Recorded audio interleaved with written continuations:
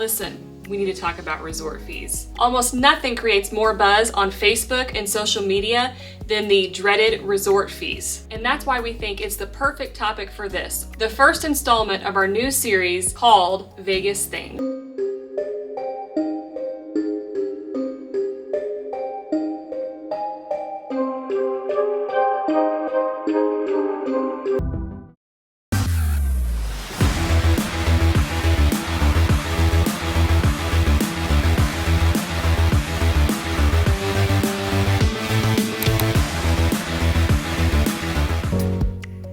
What's up, guys? Jordan here from Show Me Vegas with the first episode of a new video series we call Vegas Things. Hey, if you've never been to Las Vegas before, these are things you should know about. Even if you've been to Las Vegas a lot of times, they're things you might not know enough about. Either way, I think you'll find these videos informative. What better place to start with a video series on Vegas things than with the resort fee? What exactly is the resort fee? Why do they charge it? Who charges it? How much do they charge? Do I have to pay it? Isn't it illegal? I thought I read that somewhere. All these questions come up online repeatedly about the resort fee. So in this video, we're going to dive into the details so that even if you've never been to Vegas, Or you've been 100 times, you're aware of the resort fee. what it is, What it isn't, and whether or not you have to pay it.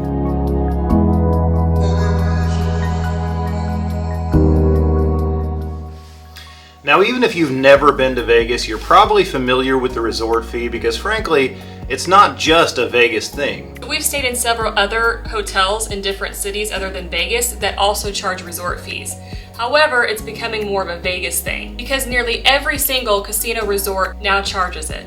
All right, first things first, what exactly is the resort fee? A resort fee is an extra charge added to your bill under the guise that you're paying for amenities. Now, the hotels will tell you your resort fee gets you things like pool access, gym access, Wi-Fi, local phone calls, even ridiculous stuff like photocopies and boarding pass printing. But that's really just a ruse because regardless of whether you use those things, the resort fee still is mandatory. But how did resort fees become the status quo in Las Vegas? Well, on the heels of the Great Recession in the late 2000s, hotels were desperate for revenue. Resorts found that if they forced a fee on items guests usually chose to decline, they could increase their revenue without changing their nightly rate.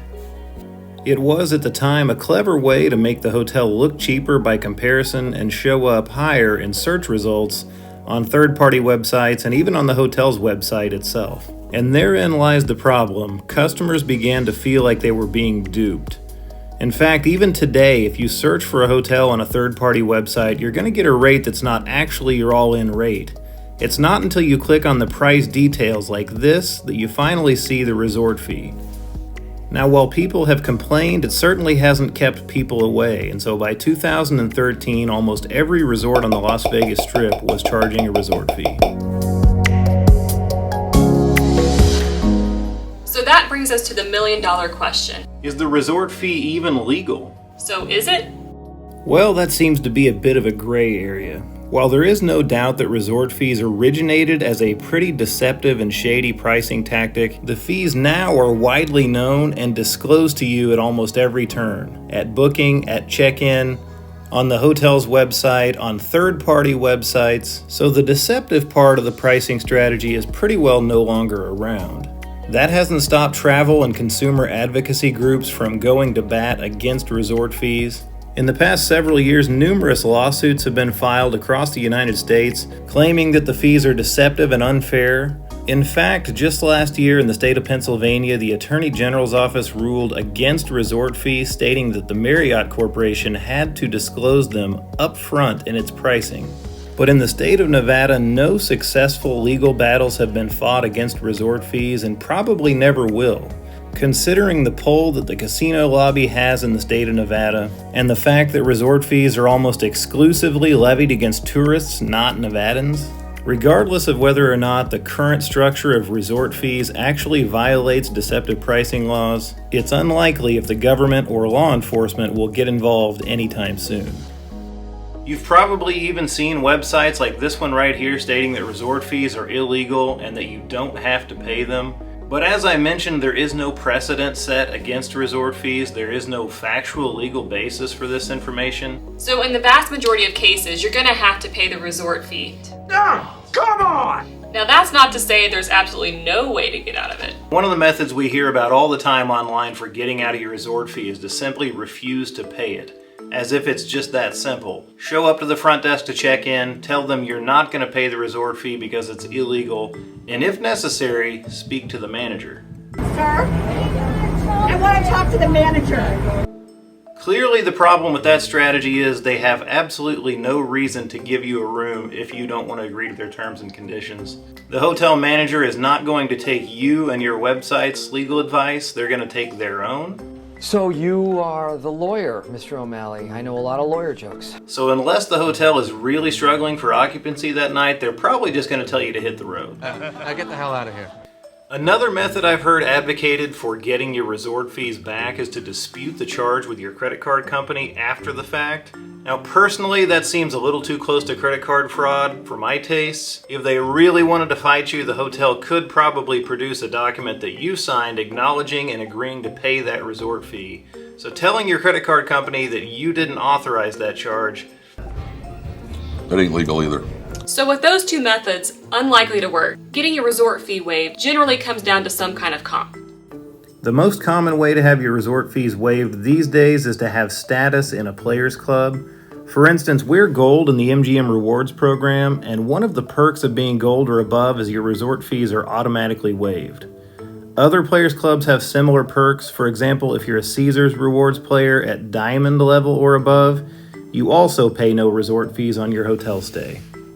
Other players clubs and similar hotel loyalty programs have the same perks, so be sure and check into that if you think that might apply to you. On top of that, if you've booked your room through a casino gaming offer, aka a comp, it's possible that your offer includes comp resort fees on top of your free room. Now that's not always the case, but be sure to check the terms and conditions of your gaming offer to see if your resort fees are included. If neither of those situations apply to you, one last way to avoid the resort fee is by getting it comped at the time of your stay.